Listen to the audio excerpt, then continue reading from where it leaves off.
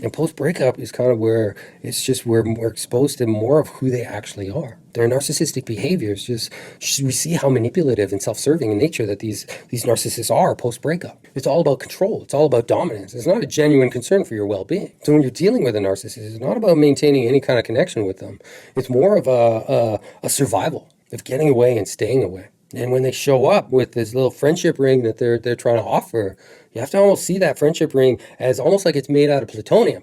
And by putting that on and agreeing to take the narcissist back as a friend, it's just like there's going to be long-term effects of that. That radiation from that friendship ring is going to start to affect our entire body, our health, our mental ability, our ability to work, our ability to connect with others. And for many of us who are dealing with this, especially post-breakup, it's a very, silent struggle just to kind of cope, just to kind of get through the day. It's kind of like, because narcissism, it almost seems like it just constantly lurks in the shadows. And it's almost like it's the dark underbelly of just domestic conflict. Unfortunately, it's a form of abuse. It doesn't always get the attention that it deserves. You can almost think of it as like an indie film that's, at the Oscars. Yeah, it's there. It has a really important message in it, but it's not the one that's in the spotlight. And for the victims that are trying to recover, there's quite often there's just a lack of attention and a lack of validation. And the realization becomes, it's like, yes, if you're a survivor of narcissistic abuse, the bruises that you have, they're not visible. And those scars from that encounter, they tend to run really deep. And yet society often downplays this kind of abuse.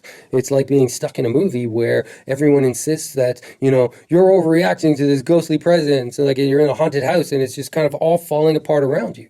And people that haven't really been through it, they just might chalk it up to just a bad breakup. They might see it as just like a rom-com ending. It's all going to get better in time. And it does. It is true.